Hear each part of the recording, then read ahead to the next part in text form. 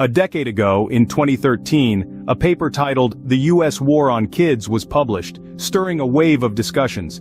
Today, in 2024, we find ourselves revisiting this critical topic as the context around us continues to evolve. The paper shed light on the changing landscape of the American school system and the impact of these changes on our children. It questioned the methods and the lessons being taught in our schools and pondered the potential long-term effects on our young ones. Over the years, the school system has undergone significant changes. Some view these changes as progress, others see them as a downfall. The debate is ongoing, but one thing is clear. The decisions we make and the systems we put in place today will shape the minds of our future generations. One of the controversial topics discussed in the paper was the issue of disciplining children in schools. The paper presented two diverging perspectives through the lens of two brothers. One brother believed in the necessity of strict discipline, even to the point of arresting kids in school for certain actions. He believed that such measures would serve as a deterrent, making children think twice before breaking the rules. On the other hand, the other brother held a contrasting view. He believed that the role of teaching lessons and correcting behavior lies primarily with the parents, not an institution. He argued that imposing harsh regulations and punishments could potentially suppress the creativity and freedom of the children, turning them into mindless puppets.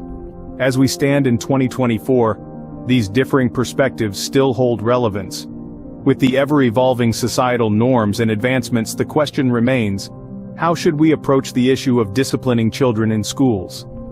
Now, let's delve into these diverging perspectives on the issue of punishing kids in schools. My brother firmly believes in the saying, "Spare the rod and spoil the child."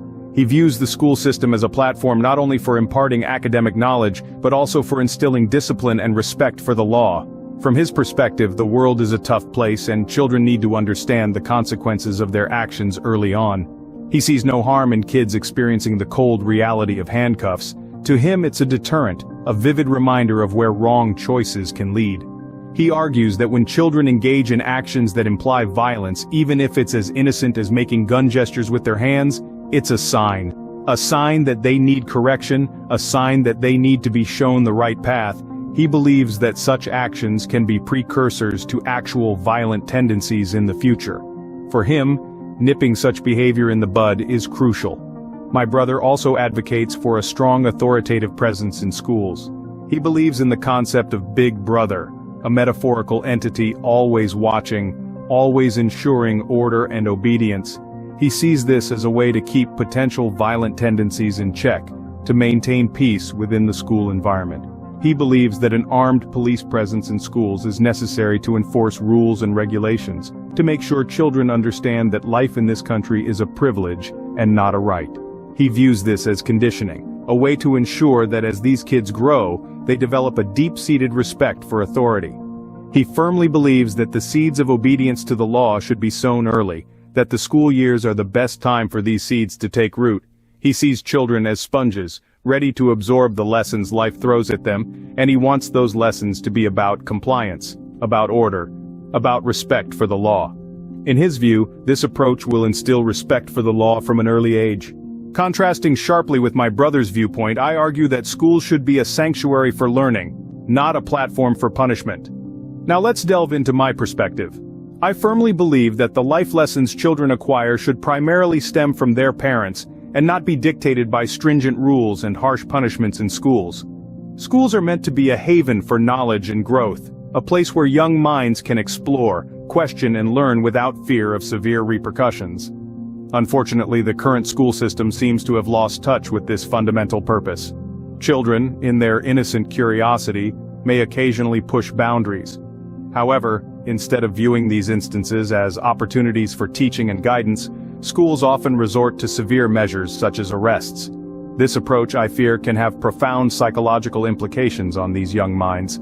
It's crucial to remember that children are not miniature adults. Their brains are still developing. Their understanding of the world is still forming, and their ability to comprehend the consequences of their actions is limited.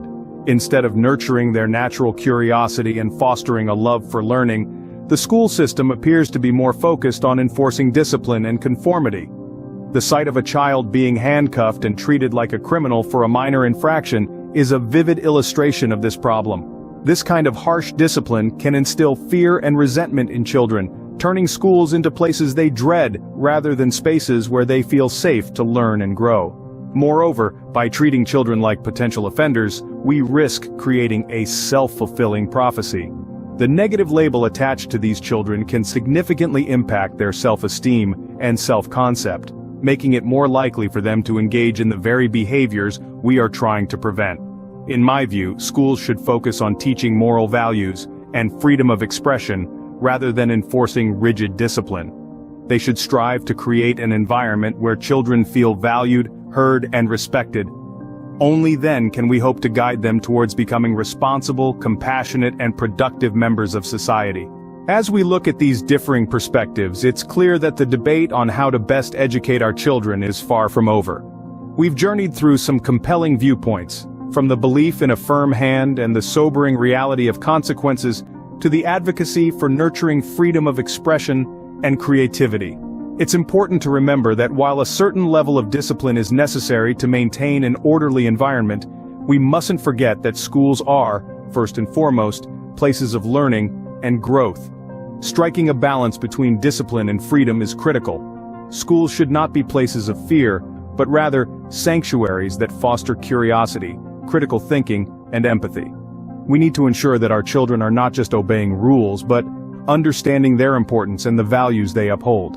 It's a complex issue, and there's no one-size-fits-all solution. However, as we grapple with these challenges, we must remain committed to creating an educational environment that respects the individuality of each child, while promoting a sense of responsibility and community. As we continue to navigate the complexities of the education system, one thing remains clear: our children's well-being must always be the priority.